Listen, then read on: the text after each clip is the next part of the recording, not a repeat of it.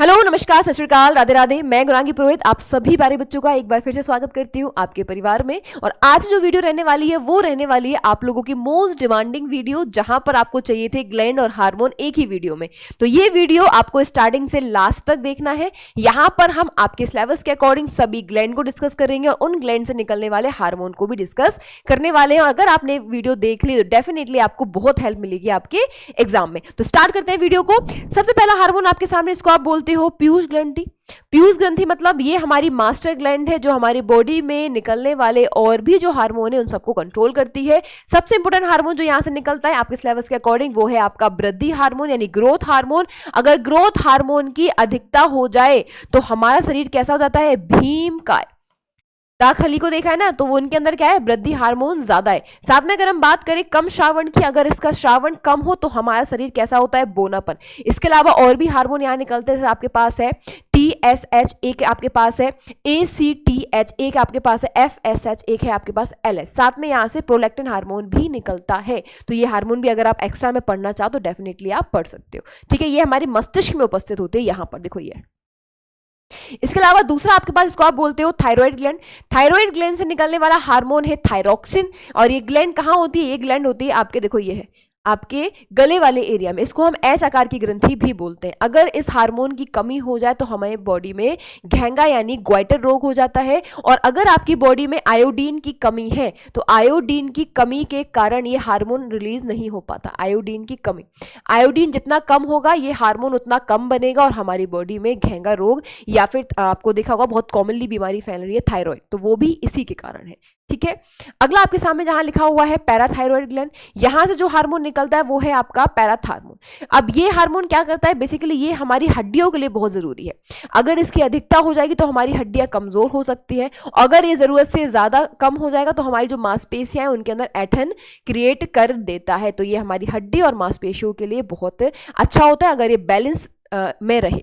ठीक है, अगला आपके पास, जिसको आप बोलते हो अधिवक ग्रंथि। अधिवक ग्रंथि कहाँ होती है? ये ग्लैंड होती है आपके, जो आपकी किडनी है ना, किडनी के जस्ट ऊपर। ठीक है, यहां से निकलने वाला हार्मोन जिसको आप बोलते हो एड्रेनलिन हार्मोन, इसको याद कर लेना।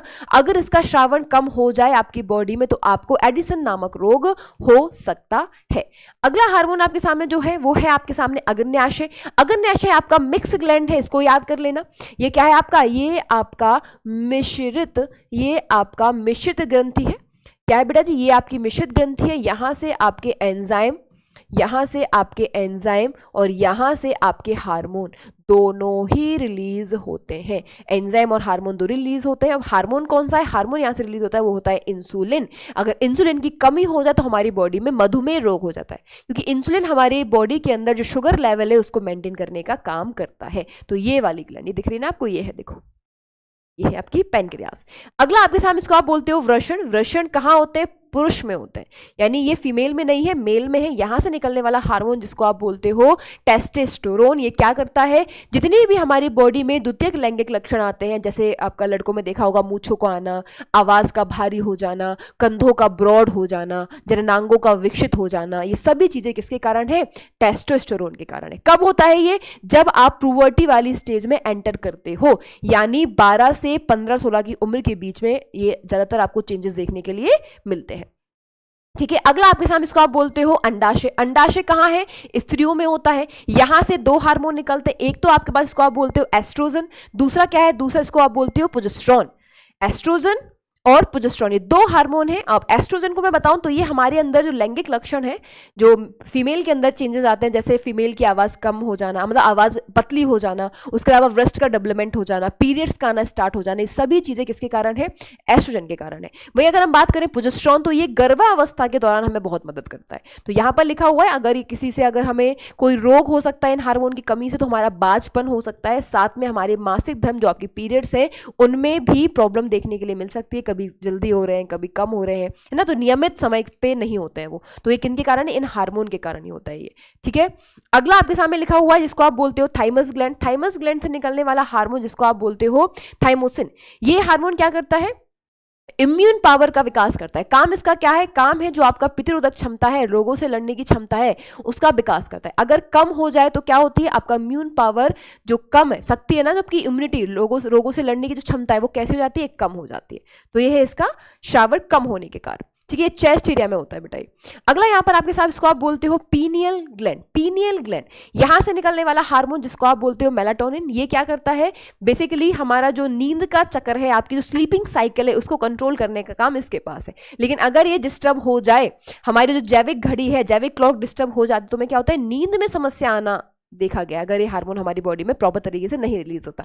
या मैं आपको एक बात और बता दूं, जब सर्दियों में आपको बहुत ज्यादा नींद आती है ना, तो यही हार्मोन है मेलाटोनिन, ये बहुत ही मात्रा में रिलीज होने लग जाता है।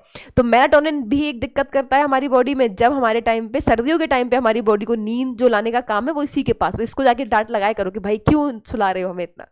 ठीक है, तो ये कहाँ होती है, हमारे ब्रेन में होती है।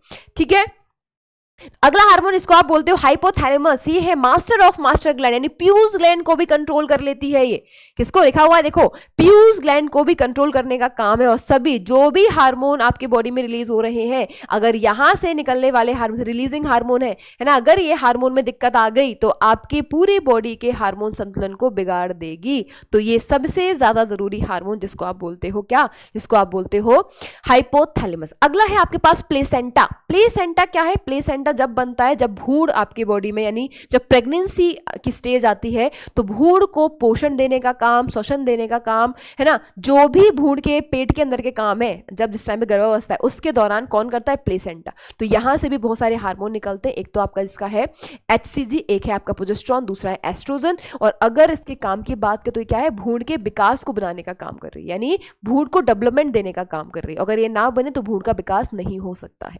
ठीक है भाई, तो ये है आपके इंपॉर्टेंट हार्मोन। ये है एक शॉर्ट ट्रिक, अगर आप याद करना चाहो तो क्या है शॉर्ट ट्रिक, शॉर्ट ट्रिक है आपके पास PT, PAP, TP, HP, HP, TP, PAP और PT। आप ऐसे याद कर सकते हो, ये शॉर्ट ट्रिक मैंने आपके लिए बना दी है। अगर याद करना तो ये सारे हार्मोन आपको, सारे ग्रंथियां याद हो जाएंगे, तो हार्मोन भी ऑटोमेटिकली याद हो जाएंगे।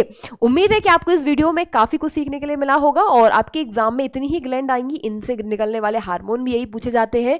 तो इस वीडियो को शेयर करना है भी सभी दोस्तों के साथ, और कमेंट करके बताना है कि अगली वीडियो आप किस टॉपिक पर चाहते हो। उस टॉपिक पर जल्द ही आपको वीडियो मिल जाएगी। थैंक यू सो मच, जय हिंद।